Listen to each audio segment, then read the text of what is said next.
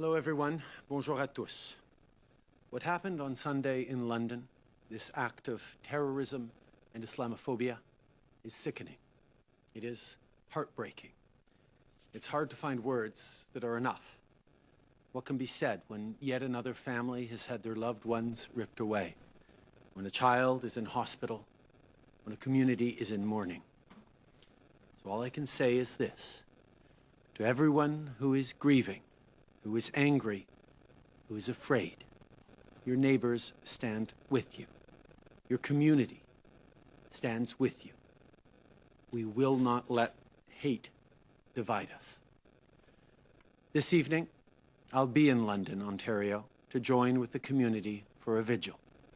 Across the country, Canadians are holding each other in grief and in mourning. When people leave flowers, when they light candles, when they check in on neighbors and friends, they remind us that the hatred of one person cannot and will not stand between us. Last night, I spoke with the Mayor of London, Ed Holder, and Nawaz Tahir, a representative of the London Muslim community. I shared my condolences, and we talked about what more we must do to keep our communities safe. Islamophobia is real, hatred has consequences, and it must stop. Whether through the security infrastructure program, by cracking down on online extremism, or by dismantling far-right hate groups, we will continue doing everything we can to fight violence in every form.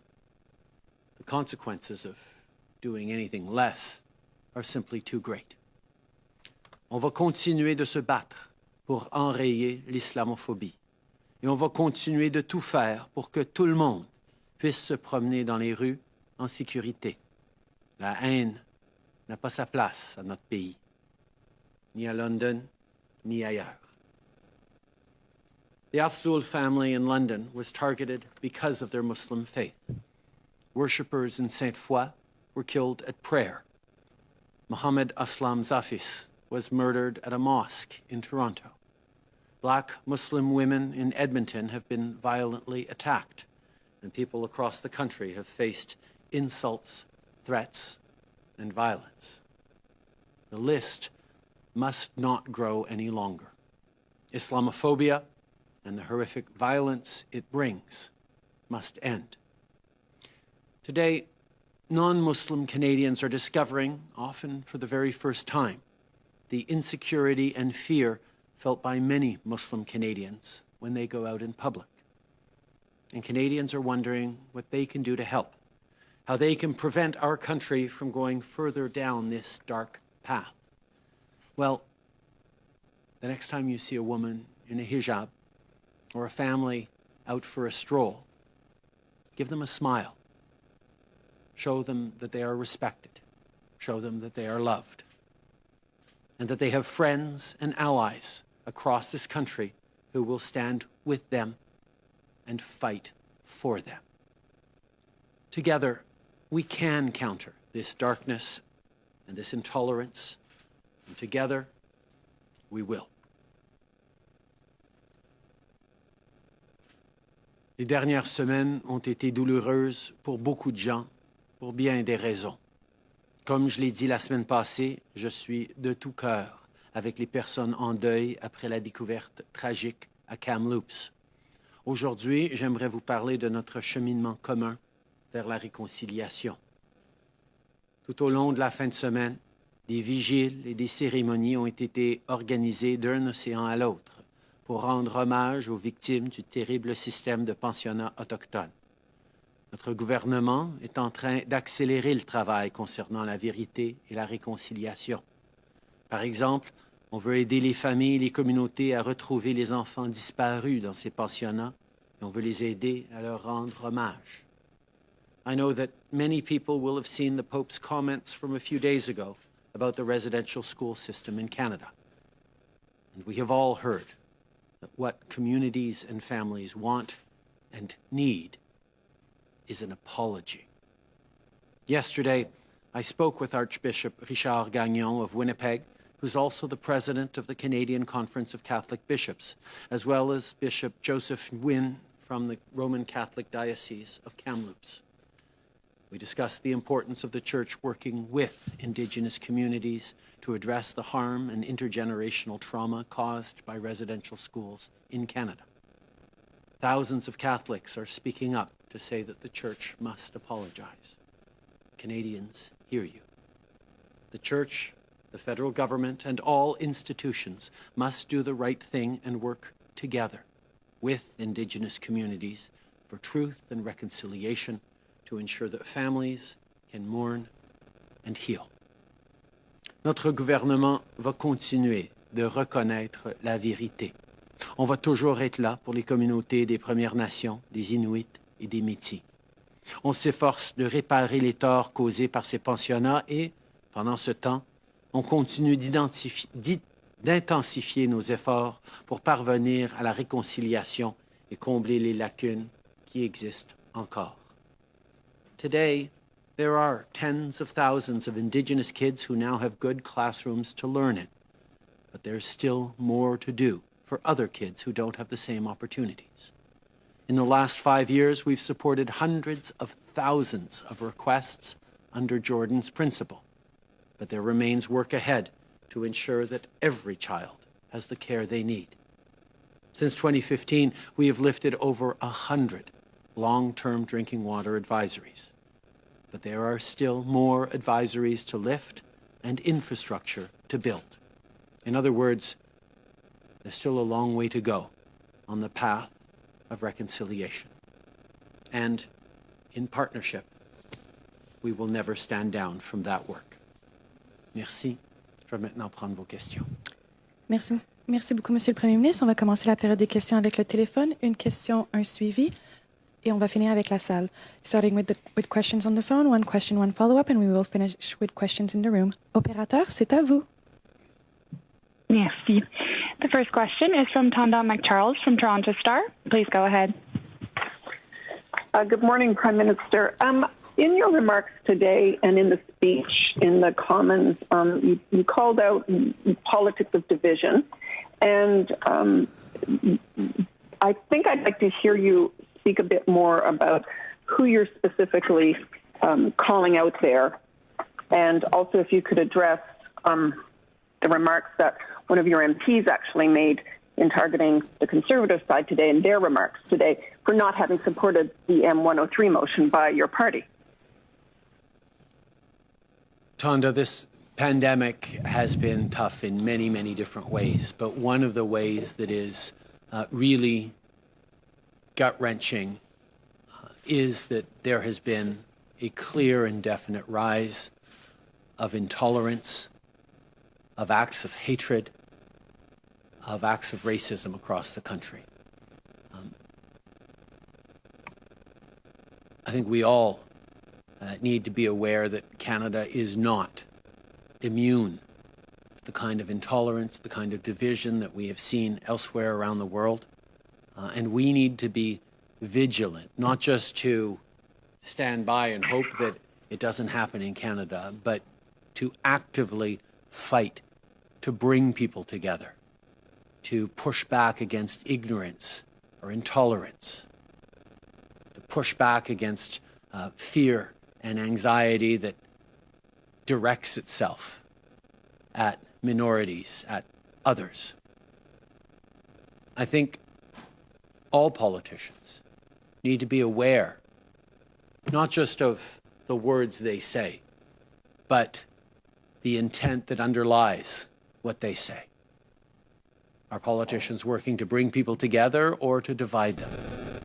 I think that's something that we've long had as a conversation amongst Canadians and amongst politicians, and it's something that continues today.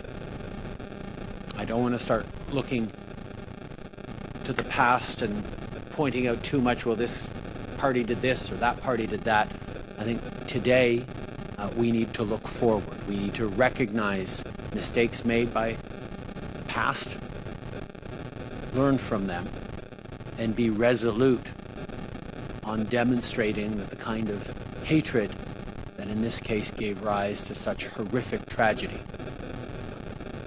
is not encouraged, even accidentally. Je pense qu'on reconnaît que cette année a été particulièrement difficile pour bien des Canadiens, mais une des choses qui est peut-être la plus désolante dans cette année de peine et de difficulté, c'était qu'on est en train de voir une montée très forte d'intolérance, de racisme, de discrimination. Et nous devons d'être mieux que ça. En tant que politiciens, nous avons tous une responsabilité, pas seulement parce qu'on dit de façon explicite, mais aussi parce qu'on peut encourager implicitement.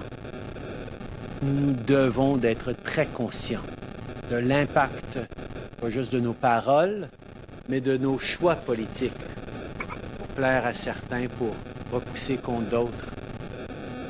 Nous devons toujours d'être ancrés dans cette réalité que nous sommes un pays de diversité, de différence, mais nous pouvons faire un choix de mener et d'inspirer les Canadiens pour se rassembler, pour se comprendre, plutôt que de chercher la division et la différence. Following up, Tanda. Thank you. Prime Minister, since 2017, there's been a continual rise in hate crimes in Canada, notwithstanding all that your government's done on its anti-hate strategy and putting money into other efforts. So I'm pretty sure in the last 48 hours you've met with your advisors and you've determined what you've done and what needs to be done. I'd like to know if you've landed on any ideas about what needs to be done to curb that rise in hate crimes. And is it time for your government to speak out more strongly against Bill 21 in Quebec, where we see Muslims are specifically excluded from the public service if they're wearing their traditional religious garb? I think there are many questions that people across the country will be asking themselves about how they can do a better job of standing against intolerance and encouraging understanding and acceptance of people who are different. I think that's has been one of the great strengths of Canada in the past, but one on which there are all too many examples of us falling short as a country over the past generations. We have done much, as you point out, over the past number of years to fight the rise of hatred and intolerance, but there is always more to do. And we will engage in that. We will continue, whether it's protecting mosques and churches and synagogues with extra investments in security, which is heartbreaking to have to do, but is necessary. Whether it's fighting online hatred, whether it's banning right-wing extremist terrorist groups like the Proud Boys. These are the kinds of things that we need to continue to do and ensure also that even while government does its part and continues to do more and more, ordinary Canadians are also understanding that they are part of the solution as well. Not accepting casual intolerance in the workplace or in your community. Standing up as an active ally of people who are facing discrimination. Understanding the microaggressions and the intolerance that are faced by racialized Canadians, by visible minority Canadians, by so many Canadians every single day in their daily lives. We all need to be better allies and active in the fight against intolerance, ignorance, and hatred. Merci. Opératrice, prochaine question au téléphone. Merci. La prochaine question est de Catherine Lévesque de la Presse canadienne. À vous la parole. Oui, bonjour, M. Trudeau. J'avais une autre question sur un autre sujet, si vous le permettez. Je me demandais si le gouvernement fédéral envisage d'assouplir les restrictions pour les voyageurs et si oui, est-ce que ce sera seulement pour les personnes qui ont eu 2 doses de vaccin ou est-ce qu'il y aura peut-être des assouplissements pour ceux qui ont eu une seule dose? Je comprends à quel point les gens ont hâte d'en finir avec cette pandémie et de pouvoir voyager encore une fois. Nous savons que le fait qu'on est parmi les premiers en termes de citoyens qui ont eu au moins une dose du vaccin nous donne beaucoup de protection. On voit les cas diminuer, on voit la situation s'améliorer énormément dans nos hôpitaux, dans nos systèmes de santé à travers le pays parce que les gens se sont fait vacciner d'une première dose. Mais on sait aussi qu'on n'a pas la protection complète tant qu'on n'a pas les 2 doses. C'est à ce niveau-là qu'on encourage tout le monde de se faire vacciner de leur 2e dose. C'est extrêmement important et oui, on est en train de regarder comment on peut assouplir les règles basées sur la science. Effectivement, une fois qu'on a la protection de 2 doses, on est plus protégé, on peut protéger plus notre communauté que même juste avec 1 dose, mais aussi pour encourager les gens de comprendre que c'est pas assez de juste d'avoir 1 dose. Il faut qu'on se fasse vacciner avec les 2 doses. Et c'est une très bonne chose, donc, qu'on est en train de recevoir des millions et des millions de doses de vaccins dans les semaines à venir. Et on encourage tout le monde à le faire. Et on va avoir plus d'annonces à faire sur les mesures qu'on pourra assouplir pour ceux qui ont 2 doses dans les semaines à venir. I think we all understand that we want to get back to normal. We want to start traveling again. But it's very clear that even though 1 dose has allowed us to significantly protect Canadians, to remove many of the pressures from our public health systems, it is still an incomplete protection, and we need people to get the full 2 doses of their vaccines. And that's why easing of restrictions will be focused on Canadians who are fully vaccinated, both because that's what the science dictates, particularly when it comes to some of the new variants of concern, like the Delta variant. The difference between protection of 1 dose of vaccine versus 2 doses of vaccine is quite significant. That's why we continue to encourage people to get double vaccinated, to make sure we can end with this as quickly as possible and turn to helping people around the world also get protection from COVID-19. En suivi, Catherine? Oui, merci beaucoup. Donc, vous confirmez qu'il y aura peut-être une annonce dans les semaines à venir. Je me demandais si on pouvait avoir plus de précisions sur le moment de cette annonce potentiellement. Est-ce que donc il pourrait y avoir des assouplissements, par exemple, pour le mois de juillet? Et est-ce que cette annonce aussi sera conditionnelle au fait en fait, à l'appui aussi des provinces. Là, par exemple, on sait qu'au Québec et en Ontario, on voulait plus de restrictions à la frontière. Donc, je me demandais, êtes-vous confiant d'en arriver avec à un consensus avec les gouvernements Ford et Legault?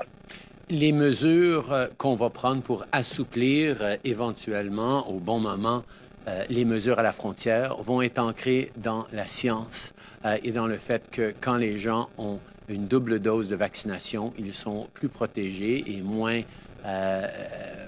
à risque et de partager la COVID et de se retrouver dans notre système de santé. Tout ce qu'on est en train de faire, on va continuer de consulter avec les provinces. On va s'assurer qu'on s'avance de la bonne façon. À chaque étape, notre priorité a toujours été et doit demeurer la sécurité des Canadiens. Je comprends que les gens veulent voyager, on veut en finir, mais on va en finir de la bonne façon. On va s'assurer que les gens sont protégés à chaque étape, d'abord et avant tout.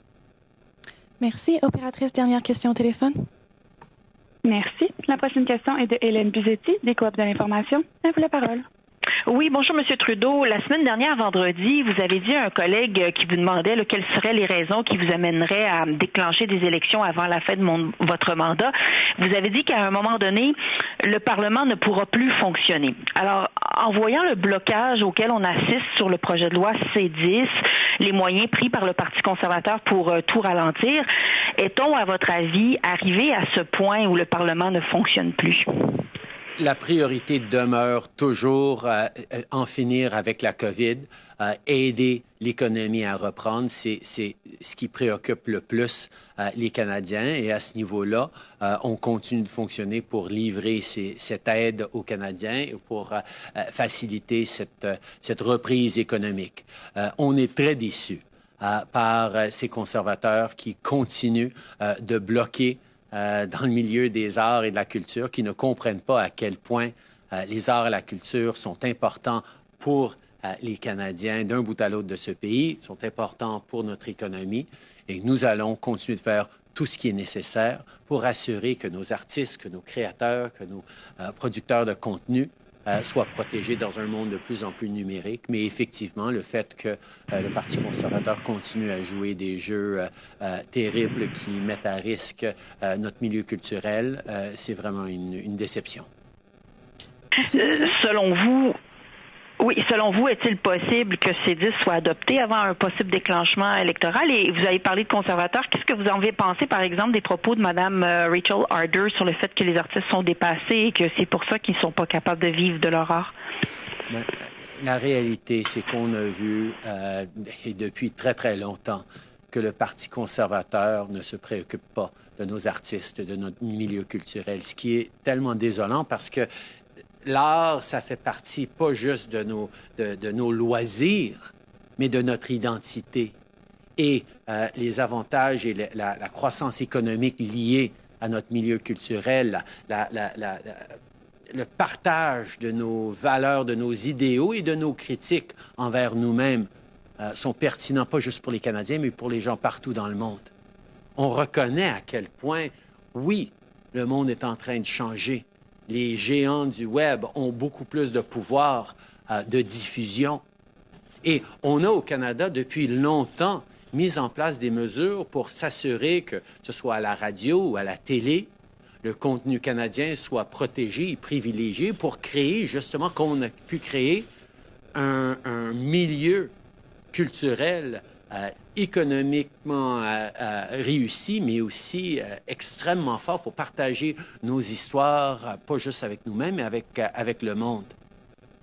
Et c'est juste les conservateurs qui refusent d'accepter que le monde est en train de changer et le poids des géants du Web est tel que nos artistes font face à des défis énormes si on n'est pas là pour s'assurer que les mêmes principes qui sont là et qui sont là depuis des décennies pour la radio et la télé et les films seraient là pour s'appliquer à l'Internet et à la diffusion par Internet. Effectivement, c'est des conversations difficiles, mais c'est des conversations importantes et que le Parti conservateur se croise les bras et essaie d'empêcher le gouvernement d'avancer pour protéger nos artistes, écoute, je pense que c'est une grave erreur de la part du Parti conservateur du Canada. Merci. On va maintenant tourner aux questions dans la salle. Hello, Prime Minister. It's Annie Bergeron-Oliver with CTV National News. In 2017, Parliament passed a Liberal motion condemning Islamophobia. You've criticized the 91 MPs who didn't vote for the motion, but you've been Prime Minister for 4 years since then. What specifically have you done in that time to combat and reduce Islamophobia in Canada? We have made significant investments through the Minister of Diversity and Inclusion, which is a new post that we brought in to ensure that everything we do is focused on recognizing intersectionalities, recognizing the systemic discrimination that exists, highlighting and naming Islamophobia alongside anti-Semitism, alongside anti-Black racism, alongside anti-Asian racism. We have taken strong measures to push back against intolerance towards people of various religions. We have moved forward with security infrastructure investments to keep community centers and places of worship safer. We've moved forward on better community support programs and education programs. We've continued to move forward on more diversified hiring practices, both in the public service and across the country.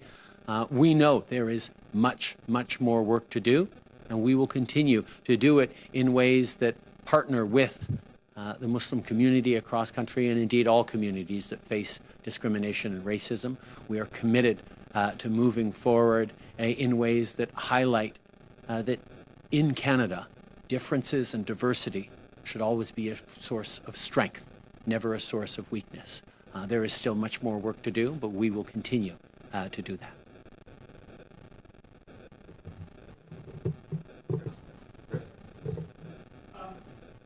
I want to ask you about free speech, because in the M103 debate, there was always the concern about free speech. So how do you balance, I guess, fighting Islamophobia with concerns about free speech? I also want to ask you about the Quebec secularism law, because you're talking about, uniting Canadians and bringing them together, and you're not making any mention of what's happening in Quebec in terms of the secularism law there. Can I ask you what you think about that, given these terrible events? First of all, the defense of freedom of expression is in our charter, and it is fundamental to this government and to our country. People need to be able to express themselves. There need to be freedom of conscience. There needs to be freedom of religion. Those are things that we cherish as a country. There isn't, however, a freedom to hate. Hatred, hate speech, is not allowed in Canada. And the line that every government needs to walk between, of course, protecting freedom of expression, but not permitting incitement to hatred or incitement to violence, is one that is continual as a battle, as a reflection, and as technologies change, as means of communications change, we need to keep up with that.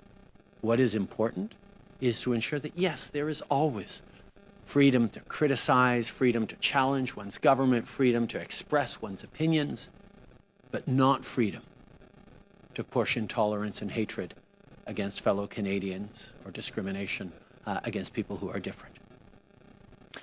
And in regards to secularism, Canada is a country that separates church and state. Our public institutions are inclusive and should not judge on the basis of religion. That is something that is a core principle of Canadian governance, and it applies right across the country. There have been, over the past years, conversations around various measures here or there, including Quebec's Bill 21, and I look forward to hearing from Quebecers on reflections around that over the coming weeks. The reality is, Bill 21 is being challenged by Quebecers who are defending their rights through their court systems, as is their right to do, and we're of course watching carefully. Je pense que c'est très important, d'abord, de comprendre que la liberté d'expression va toujours être défendue au Canada. On a toujours le droit de critiquer, de manifester, d'exprimer nos préoccupations, nos désaccords avec un gouvernement, avec différentes positions. Mais on n'est pas libre de promouvoir la haine et d'encourager la violence ou la haine. Et où on va dessiner cette ligne entre protéger la liberté d'expression et condamner ceux qui incitent à la violence évolue. C'est toujours un équilibre important avec les différentes technologies, avec les différentes façons de mener les conversations. Il faut absolument être à l'affût des évolutions. Mais c'est quelque chose et un principe que les Canadiens comprennent très bien. Par rapport à la laïcité, c'est important qu'on ait des institutions et un pays laïque qui ne juge pas selon une religion ou les religions des différents citoyens. C'est aussi important de pouvoir protéger les droits fondamentaux de tous. Je sais que par rapport à la loi 21, il y a des Québécois qui sont devant la Cour actuellement pour défendre leurs droits fondamentaux, comme ils ont tout à fait le droit de le faire. Et en tant que gouvernement fédéral, nous suivons attentivement ce qui se fait. Je ne serais pas surpris qu'il y ait encore des conversations sur la loi 21 au Québec dans les semaines et mois à venir, mais c'est des conversations qu'on va suivre. Next question. Hi, Prime Minister. Chris Reynolds, Canadian Press. Why did you abstain from the NDP motion yesterday on the motion on legal battles against a pair of rulings involving First Nations children? And will you drop those court cases, yes or no? We have been very, very clear that kids, or now adults, who suffered harm at the hands of the child welfare system deserve compensation. We absolutely have recognized that from the very beginning. And we have worked with and will continue to work with communities to establish what is the just and fair compensation for these individuals. At the same time, as a government, we have moved forward on historic legislation to end the child welfare system that has been taking kids from their communities, from their language, from their culture, and causing long-term and in some cases irreparable harm to them.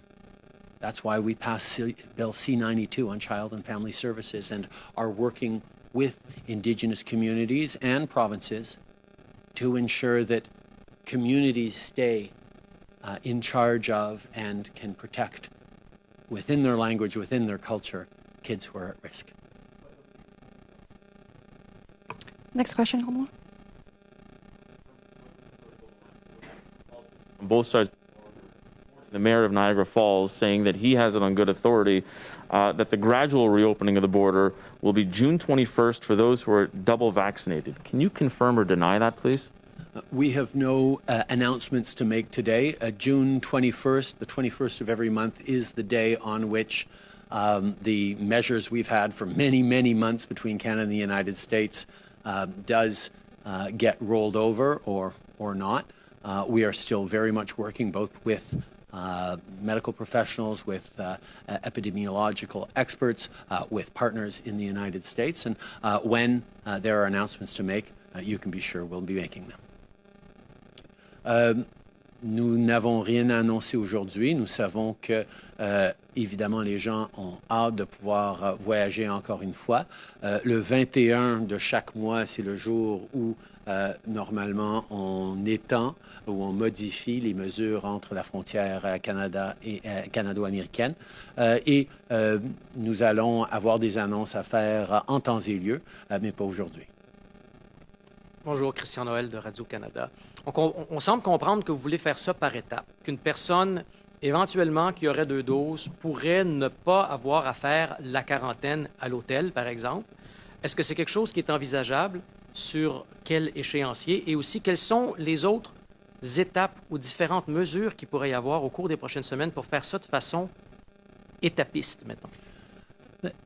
D'abord, notre approche a toujours été basée sur la science, sur ce qu'il faut faire pour assurer la protection, la sécurité des Canadiens. Je comprends à quel point les gens veulent revenir à une vie normale, à commencer à voyager, à visiter des amis, aller à Algonquin ou Old Orchard ou Drake Island ou différents endroits aux États-Unis. La réalité, c'est que nous avons des étapes à franchir pour le faire de façon sécuritaire. J'encourage tout le monde de se faire vacciner des 2 doses et on a des millions de doses qui commencent à arriver. Et au fur et à mesure que de plus en plus de gens commencent à être protégés, oui, on va pouvoir assouplir les règles. Et parce que la science nous dit que ceux qui sont pleinement vaccinés sont beaucoup moins à risque et posent moins de risques pour la communauté, mais aussi parce que c'est une façon d'encourager les gens de se faire vacciner, de savoir que quand on a notre pleine dose de vaccination, on pourra faire plus. On pourra revenir un peu plus à un été normal. Mais on n'est pas rendu là encore. On a encore du travail pour faire vacciner les gens. Il y a encore beaucoup de gens qui n'ont pas reçu leur première dose encore. Et avant d'avoir la deuxième dose, il faut bien avoir la première dose. Alors, on continue d'encourager les gens de se faire vacciner, tout en reconnaissant que oui, il va y avoir des étapes qui vont permettre plus d'assouplissement des règles dans les semaines et les mois à venir. Mais on aura des annonces à faire en temps et lieu. Pour l'instant, j'encourage tout le monde de prendre rendez-vous pour leur vaccination pour qu'on puisse profiter des opportunités qui viendront avec la réduction des cas, avec la montée de vaccination et avec un été qui progresse. Last question in the room. Good afternoon, Prime Minister Marika Walsh with the Globe and Mail. Do you agree with what experts and advocates and activists in the community say that Bill 21 fosters hatred and fosters discrimination? Do you agree with that? No. I think it is extremely important to recognize that provinces have the rights to put forward bills that align with their priorities. I think people have a right to question those and go to court to defend their rights, as is happening right now. And I think there are going to be reflections about a number of pieces of legislation, including Bill 21, as we move forward out of this pandemic, where people have spent a lot of time wearing masks, and also understanding how important it is for all of us to fight against intolerance and Islamophobia. But I have long expressed my disagreement with Bill 21, but I have also indicated that it is for Quebecers to challenge and defend their rights in court, which they have been doing. Je pense que c'est important de comprendre que les provinces ont toujours le droit d'avancer des projets de loi et faire des lois, et que c'est le droit des citoyens d'amener ces lois en cours s'ils considèrent que c'est en train de brimer leur liberté, ce qui est en train de se passer maintenant au Québec dans un processus judiciaire. Par rapport à ma perspective personnelle, les gens savent très bien que je ne suis pas d'accord avec la loi 21, mais nous allons laisser les Québécois eux-mêmes amener cette loi-là en cours. Mais ça ne me surprendrait pas que dans les semaines et les mois à venir, il y ait des réflexions à avoir sur le but et l'importance de la loi 21, en partie parce que ça fait 1 an qu'on passe beaucoup de temps avec des masques qui couvrent nos visages en obtenant des services de l'État, et aussi parce qu'il y a une réelle inquiétude par rapport à la montée d'intolérance et d'islamophobie. Merci beaucoup. C'est ce qui met fin à la conférence de presse d'aujourd'hui.